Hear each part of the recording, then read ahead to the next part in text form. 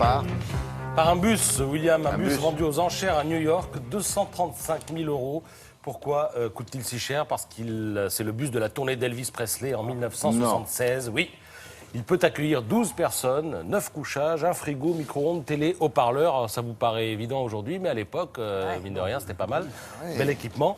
Et ainsi, 200 objets liés au King ont trouvé preneur lors de cette vente aux enchères. 48 000 $ pour un uniforme militaire, 125 000 $ pour un disque Love Me Tender dédicacé, mais par qui?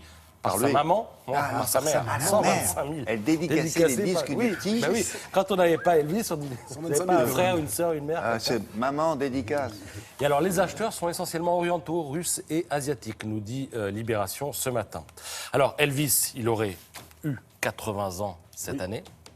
Une expo époustouflante à Londres en ce moment. 80 ans, presque. Oui, certains plus. Aznavour. Ah oui. Donc, expo à Londres en ce moment et jusqu'au 2 août prochain. Et puis, il fait l'objet d'un livre chez Taschen. Regardez, des photos stupéfiantes. Je ne les avais personnellement jamais vues. On va le voir au téléphone. Ah ouais. Ah ouais. Jeune, jeune, 21 ans. À l'arrière-plan, c'est son père, en Marcel, derrière à gauche. À peine visible, oui. Regardez-le avec une certaine Barbara Hearn. C'était sa copine de lycée. Et un jour, elle passe à la maison pour écouter son dernier disque avant un concert qu'il doit donner. Ambiance décontractée. Regardez le téléviseur de l'époque à gauche. Ah ouais.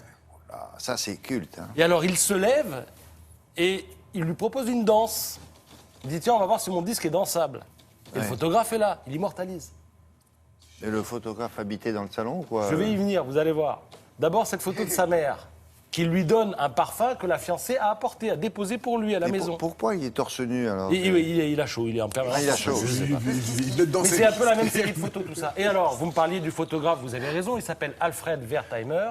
Et en 1956, ce gars-là est freelance à New York quand la responsable de publicité de la maison de disques RCA le recrute pour photographier Elvis, jeune chanteur que la maison vient de recruter, de prendre sous contrat. Et là, il dit Elvis Presley, Elvis qui?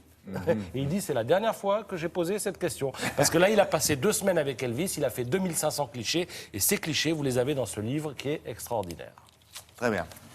Alors, dernière photo étonnante, prise en 56, regardez. Ah oui, quand même. Et alors, flirt dans les coulisses. Ah oui. La femme, on ne savait pas qui c'était. Et 55 ans après, en 2011, un jour, elle est arrivée dans la média, elle a dit, vous cherchez qui c'est? Depuis 55 ans, je vais vous dire. Je m'appelle Barbara Gray, la fille qui l'embrasse, ici. Elle est choriste. C'est moi. Non? Ouais. Je ne sais pas si elle était choriste. Mais elle était anonyme pendant des années. Ah d'accord. Alors maintenant, quel est le point commun Elle est entre divorcée maintenant. Donc, Ah, je ne sais pas.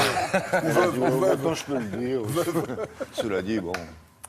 Alors, ces jeunes gens... Oui, bon, juste une question. Leur point commun. Charles Cabu, Anne Hidalgo, Florent Manodou, Benjamin Millepied. Le point commun, c'est... Je crois que je sais. Oui, ils sont dans Le Petit Robert.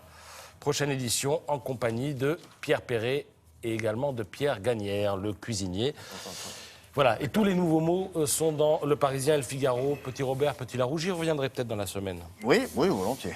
Alors, déjà, on a eu un problème avec partir en cacahuète. Oui. On se demande d'où ça vient. Merci beaucoup, en tout cas.